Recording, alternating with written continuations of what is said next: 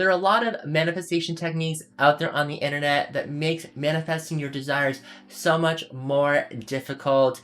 And it's really, really frustrating because all you want to do is live your best life, have a bunch of money, and be happy.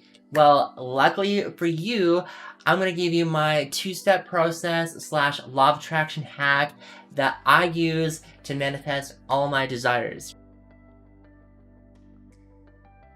Hey everyone, it's your boy Kyle, your positive internet best friend.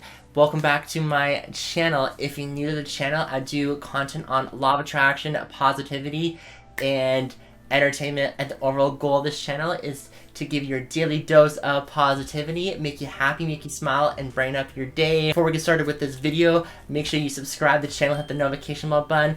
Follow me on Instagram, Twitter, and Facebook. I would love to have you over there. And it's very important that you follow me over there because you can stay updated on my latest posts and all this fun stuff. And without further ado, let's get right into this video. So before we jump into step number one, there's a mini step that I would like to address first because this step is very vital to carry out the rest of the steps. And I kind of call this step like 0.5 and it's stop giving your power away to people, objects, and experiences. The power to manifest comes within you. It doesn't come, and you're relying on something else or an object or experience. You are made up of molecules, atoms, and energy. So that's why I'm saying that the power comes within you. Manifestation is a co-creation process.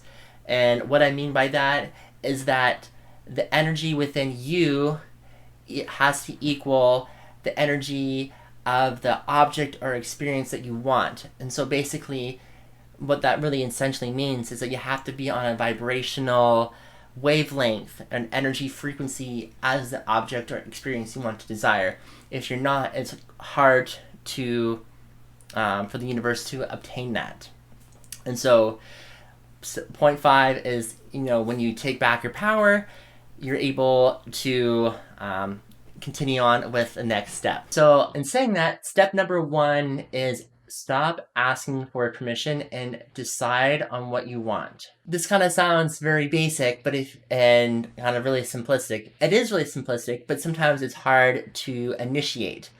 And because I feel like we are slightly programmed to ask for permission or ask for things. When I think about, when I was younger and I was in public school, I would ask to go to the bathroom. I would raise my hand if I knew the answer to the question. And so we're kind of pre-programmed to ask for things, and when in actuality, that's actually inhibiting your manifestation and your desires. And that's why decide on what you want in life. There's no limits. And on what you want. You can think really big and it would come true, but deciding on something, an object or experience that you would like to have in your life is very important. It's very definite when you make a decision on something. You're not tiptoeing around, you're not, hemming and hawing, you're not overthinking anything. You're like, I want this, or I want to experience this, or I want that job, or I want to have this object in my life or person, and you make a decision on that and it's final. Deciding allows you to take affirmative action, and you're not just waiting around and asking for permission. Because if you think about it, if you ask permission for something and you're just waiting around, you're going to feel stuck. But when you decide that I want this, I'm deciding that I'm going to get this object, you're going to be so determined to get that.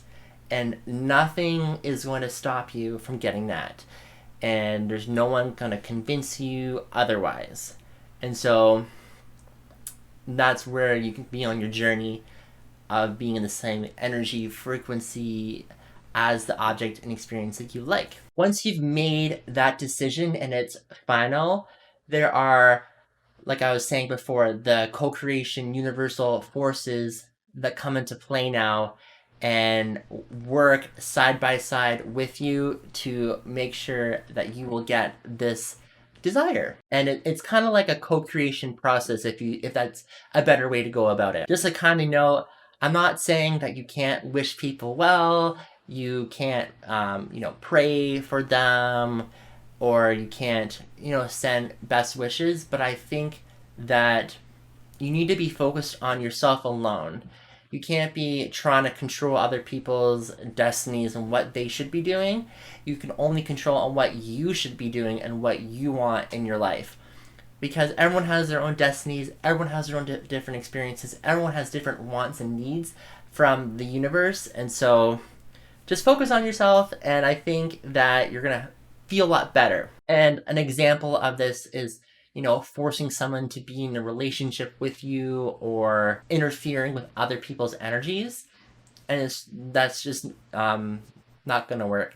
Also, don't fall in the trap of being over specific and like you trying to control the situation and what you exactly want, or like what someone's gonna say or anything like that, because you're trying to control all these like itty bitty factors that are kind of essentially irrelevant to your desire and your manifestation, and you're not trusting the process.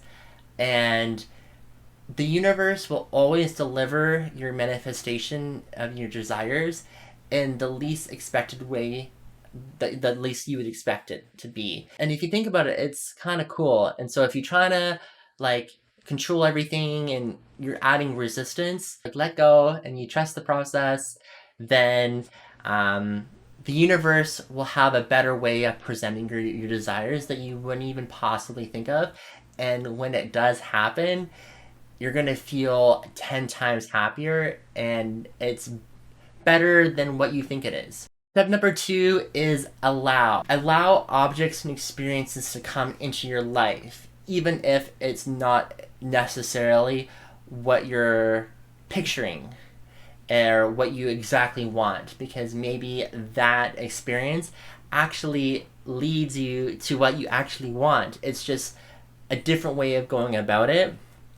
And this part is also very, very tricky because you're not really seeing a lot of physical and tangible evidence out there that are making you feel more confident in, your desires that you would like to appear in your physical universe. And it can be kind of uneasy because you may be impatient and you just want it so badly, and you want that object or experience to happen so fast. But when you make a firm decision on an object or experience you like in your life, and you allow the co-creation process to happen, and you allow objects and experiences to come into your life, you kind of get out of your own way and you just trust in the process, and the universe will deliver that desire to you in the least expected way possible.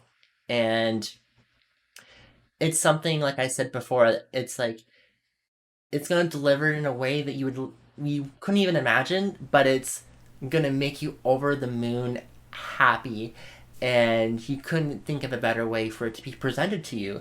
You think that at this moment this is the way I would want it to happen, but in actuality the universe has something else better planned in the way of it delivering it to you that's even so much better, and you're going to really, really enjoy it.